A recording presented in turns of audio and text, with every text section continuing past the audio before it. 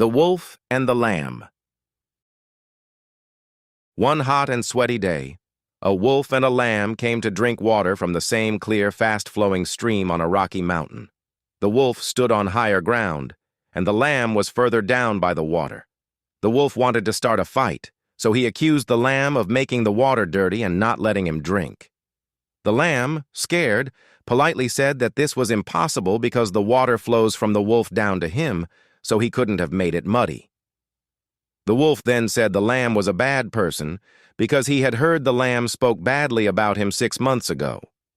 The lamb replied that he wasn't even born then.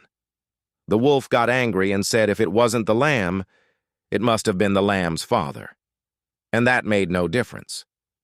Then the wolf attacked the helpless lamb, killed it, and ate it. This story metaphorically illustrates the abuse of power in organizations, particularly how managers may exploit less powerful individuals to secure their own advantages. The wolf represents those in authority who impose arbitrary accusations on vulnerable people to justify their control, regardless of the truth. This dynamic reflects a toxic power imbalance where stronger figures intimidate, manipulate, and wrongfully blame weaker members, maintaining dominance through fear and coercion. In many organizational settings, this fable highlights a disturbing reality. Managers often act like the wolf, using their authority to oppress and silence employees who have limited power. Women, frequently occupying less powerful positions, are especially vulnerable to such exploitation. They may face unfair criticism, exclusion from opportunities, harassment, or other forms of mistreatment that serve the interests of those higher up in the hierarchy. This creates hostile work environments that damage employee morale, reinforce gender inequality, and undermine organizational integrity. Exploitation under any norm is wrong. Yet in many contemporary organizations, the exploitation of female workers has increased, and safeguarding them has become difficult. Powerful figures like predatory wolves target women who lack power, using them for personal or organizational gain. Such exploitation is not limited to gender bias.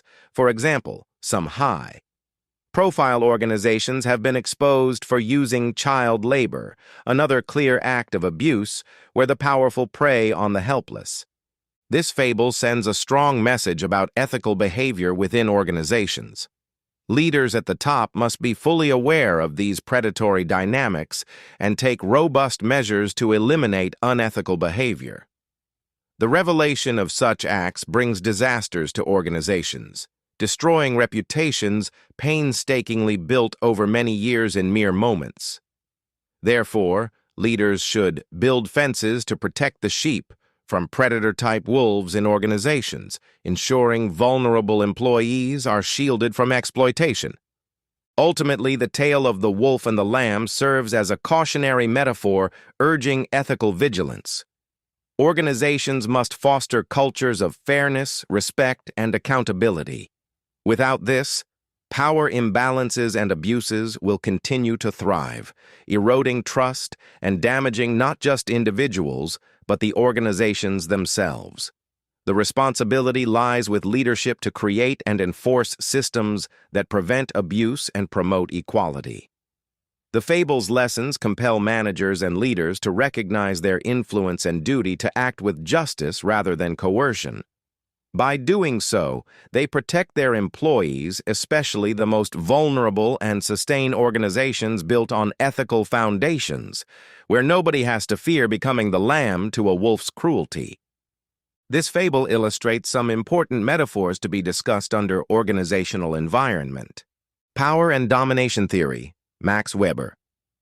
Weber's framework distinguishes power as the ability to enforce one's will despite resistance, with domination legitimized through traditional, charismatic, or legal rational authority. In abusive organizational cases, power is exercised coercively without legitimate justification, resembling illegitimate domination. Weber, 2025. Resource dependence theory. Power arises from controlling critical resources. Managers may manipulate or restrict resources, promotions information, to subordinate others. Abuse of power theory. Managerial abuse manifests as harassment, bullying, unrealistic demands, withholding recognition, and manipulation to assert dominance. Avisar, 2025, Zahid, 2025. Gender power dynamics. Women's underrepresentation in leadership is structurally linked to systemic power imbalances that favor men, sustaining discrimination and abuse. Hussein, 2025, Canadian Safety Training, 2023. In organizations, power and domination dynamics significantly shape workplace interactions and outcomes. According to Max Weber's power and domination theory, power is the capacity to enforce one's will despite resistance, with legitimate authority, typically 12 derived from traditional, charismatic, or legal rational sources. However, abusive organizational environments emerge when power is exercised coercively and illegitimately, resembling wrongful domination. Resource dependence theory adds that managers maintain power by controlling access to critical resources like promotions and information, weaponizing these to subordinate others. The abuse of power. Theory highlights how managerial abuse manifests through harassment, bullying, unrealistic demands, and withholding recognition, all tactics to assert dominance and control. Gender power dynamics emphasize that women's underrepresentation in leadership roles is linked to systemic imbalances favoring men, causing sustained discrimination, marginalization, and abuse. The Avisar, Cohen, Tziner, and Barmore, 2025, conducted research upon upward abusive behavior, abuse by an employee against people in management positions, and whether there is awareness of or exposure to this phenomenon.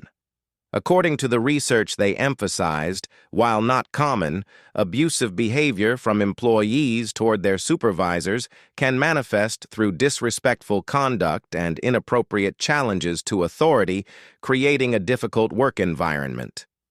Workplace abuse has been named the silent epidemic because many of the victims prefer not to complain, and employers avoid dealing with it. Mary, 2013. Whether it is top-bottom or bottom-top approach. These toxic power abuses lead to serious organizational consequences. They create disengaged workforces, reduce employee motivation and performance, and may culminate in escalating frustration and irreparable organizational damage. Empirical data from 2025 reveals high prevalence of workplace harassment and discrimination, with women disproportionately affected by verbal, psychological, and sexual abuse, and a majority of bullying perpetrated by those in executive or managerial positions. Such hostile environments disrupt organizational productivity, erode trust, and increase turnover risk. Thus, unchecked power misuse in organizations not only harms targeted individuals, especially women, but also undermines collective organizational health and effectiveness, necessitating proactive leadership and systemic safeguards to foster equitable, respectful workplaces.